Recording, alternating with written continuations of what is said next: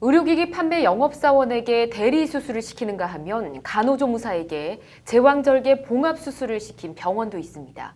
유정훈 변호사의 뉴스와 법, 오늘은 수술실 내 CCTV 설치에 관해 이야기해보겠습니다. 어서 오십시오. 안녕하세요. 네, 반갑습니다. 자, 의료계의 고질적인 사건이 또 터진 것 같습니다. 어떤 내용입니까?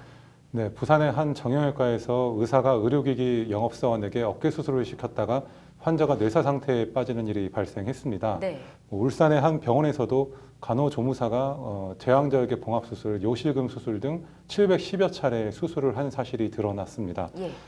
환자가 마취로 잠든 사이에 다른 의사가 수술을 하거나 간호사, 간호조무사, 심지어는 자격이 없는 영업사원까지 유령수술, 또 대리수술을 했던 사실이 드러났습니다. 그렇군요. 자, 그런데 의사가 왜 직접 수술을 하지 않고 이렇게 대리수술을 맡기는 건가요? 네, 병원에서는 간호사나 간호조무사에게 수술을 맡겨 비용을 절감하는 꼼수를 부리고 있는 겁니다. 예. 의사가 영업사원에게 수술을 맡겨 다른 환자를 보내면서 돈을 벌고 그 대가로 영업사원은 의료기기 판매를 하는 이해관계가 맞았기 때문이기도 합니다. 예.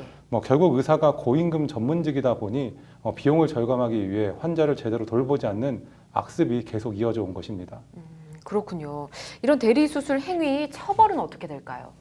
네, 의사와 간호사, 조무사, 또 영업사원 모두 공범으로 처벌받게 됩니다. 예. 의료인이 아니면서 의료행위를 한 것이기 때문에 의료법에 따라서 5년 이하의 징역 또는 5천만 원 이하의 벌금에 처해질 수 있습니다.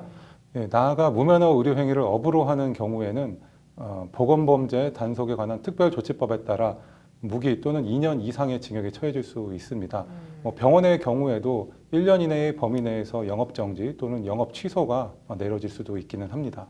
네, 이렇게 의료 위치에 있는 간호조무사 등에게 대리 수술을 시키는 의사나 병원, 굉장히 큰 문제인 것 같은데 대안으로 이 수술실에 CCTV를 설치하자 이런 움직임이 있는 것 같더라고요.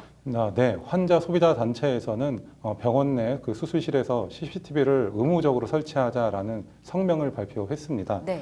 이들은 수술실이 철저히 외부와 차단되고 환자가 의식이 없는 상태에서 수술이 이루어지기 때문에 실제적으로 내부 제보나 CCTV가 없이는 유령 수술이나 대리 수술을 밝혀낼 수는 없다는 것을 지적하고 있습니다.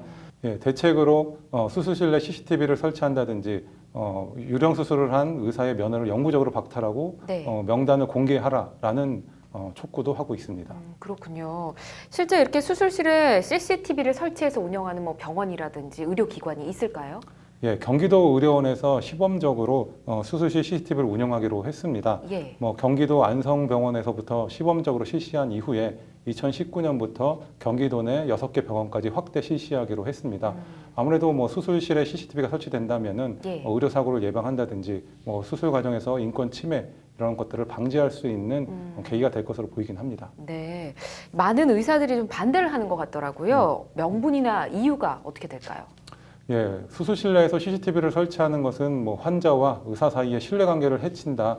그러면서 반대 의견을 내고 있는데요. 네. 요즘은 사진에 찍히는 것도 민감하게 반응을 하지 않습니까? 그래서 그 수술실 내에 모든 사람들이 이렇게 촬영된다는 것을 동의할 것이냐. 또 그리고 의사가 이런 감시를 받으면서 수술하는 것이 정말 온당한 것인지 또 환자에게 도움이 되는 것인지 이런 것에 의문이 든다고 지적하고 있습니다. 그렇군요. 법조인으로서 이 찬반 논란에 대해서 어떻게 생각하시는지 궁금합니다. 예, CCTV가 아니라도 보호자가 실시간으로 수술 과정을 모니터할 수 있는 수술실 참관 제도가 있습니다.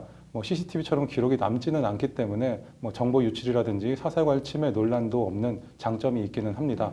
예, 그렇지만 CCTV만큼 환자를 보호하는 장치는 없어 보입니다. 아무래도 수술 과정에서의 인권 침해라든지 그리고 의료 과실 여부를 명확하게 할 수 있기 때문입니다. 네. 의사가 감시받으면서 수술을 한다는 인식만 버리고 전향적으로 생각한다면 아주 좋은 대안이 될 것으로 보입니다. 알겠습니다. 의료인들이 법과 양심에 따라서 환자를 위한 참된 의술을 펼치기를 좀 기대해야 될 것 같습니다. 오늘 고맙습니다.